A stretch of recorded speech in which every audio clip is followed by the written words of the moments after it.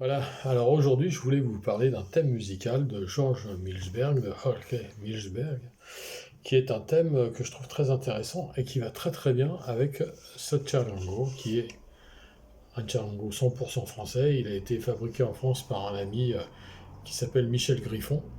Alors c'est un charango qui est plutôt très plat, comme on peut voir la caisse est franchement plate, mais qui a une sonorité sympa et surtout il a une singularité que je lui ai accordé, qui est justement de l'encorder, puis de l'accorder de façon différente à ce qui se fait habituellement. Donc voilà, au lieu d'avoir une seule corde à l'octave, il y en a quatre.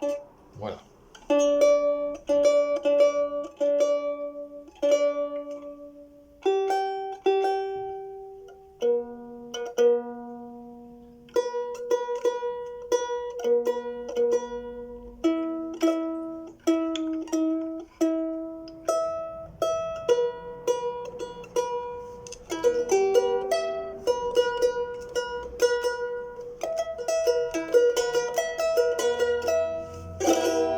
Voilà, alors le morceau en question, le thème musical s'appelle Corazon del Inca.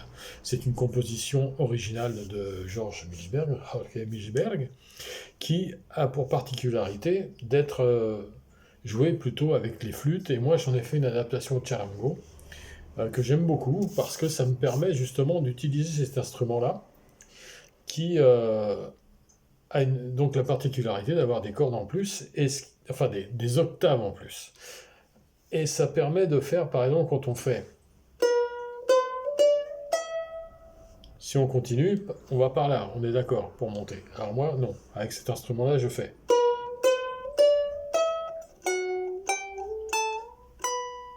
etc. Parce qu'en fait, comme j'ai une corde ici, à l'octave de la corde de Mi, puisque là il est normalement en Mi, je ne sais pas s'il est juste en Mi, mais il ne doit pas être loin, parce que j'ai pas vérifié avec le diapason, mais bon. Voilà, l'octave. Donc, etc.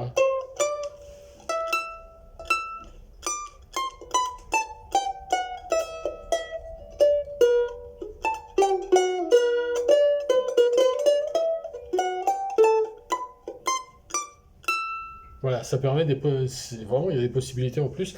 Et pour ce titre, El Corazón del Inca, donc, on peut vraiment enfin, moi, voilà, je l'ai travaillé à ma façon.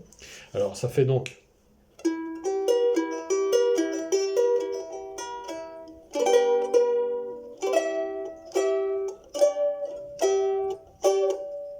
Alors, par exemple, si on le fait avec un charango normal, on est obligé de faire ça.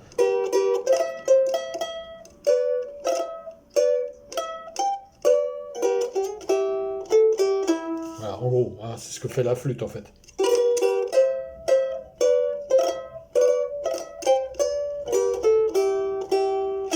Voilà. Alors que moi, je peux faire...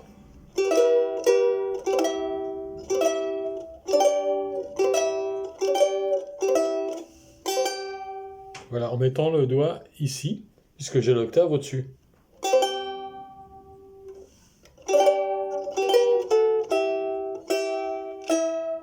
Voilà, donc c'est quand même totalement différent. Donc je refais.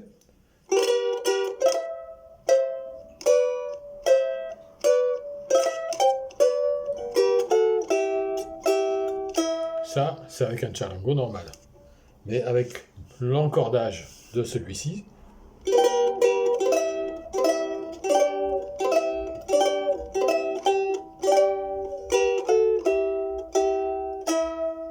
voilà.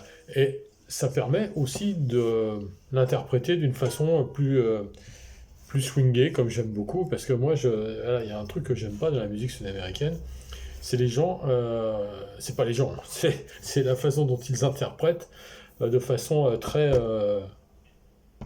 basique, où ça vit pas, quoi, voilà. Voilà, alors c'est le problème de pas mal de Français, je dois dire. Pas tous, heureusement, j'en connais quand même quelques-uns qui ont compris ça, mais il y en a beaucoup qui ne l'ont pas compris. Donc, sur un titre comme ça, c'est pas...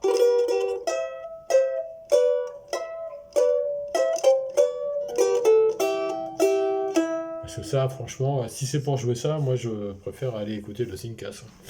Mais on peut faire beaucoup mieux, comme ceci.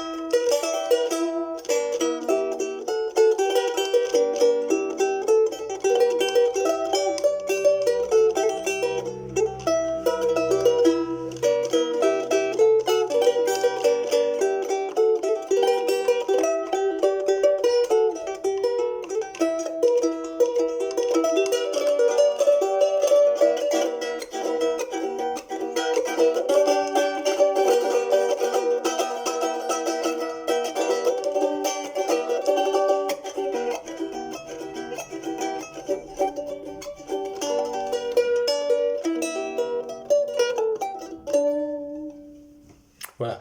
Et ça, je trouve que c'est plus intéressant d'un peu le swinger, de le faire vivre. Voilà. Et c'est pour ça que cet encordage, en fait, sur d'autres morceaux également, mais surtout sur celui-ci, je trouve, permet ça. Parce que c'est plus simple.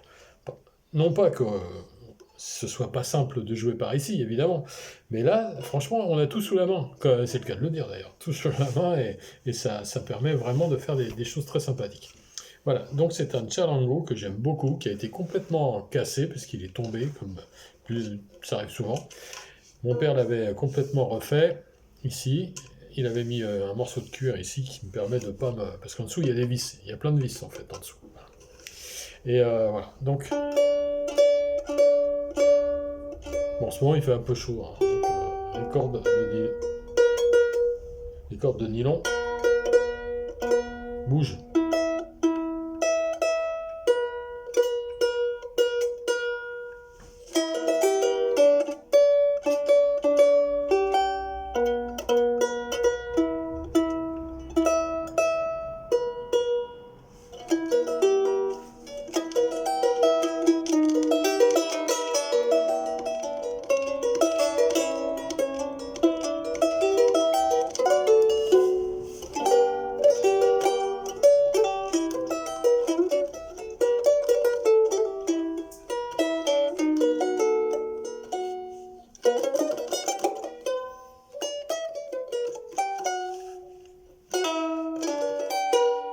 Ça bouge beaucoup. Voilà, je vous ferai d'autres vidéos où j'expliquerai d'autres choses. Parce que je trouve ça intéressant de le faire, notamment en français, puisque je crois que personne en français ne prend le temps ou n'a envie peut-être de donner des explications sur cet instrument. Et ça existe en espagnol, mais à ma connaissance, pas en français. Voilà, donc je m'y colle de temps en temps. Allez, je vous souhaite une belle journée, et surtout, vive le Syncas, hein, parce que c'est quand même grâce à eux qu'on a de si beaux morceaux. Merci.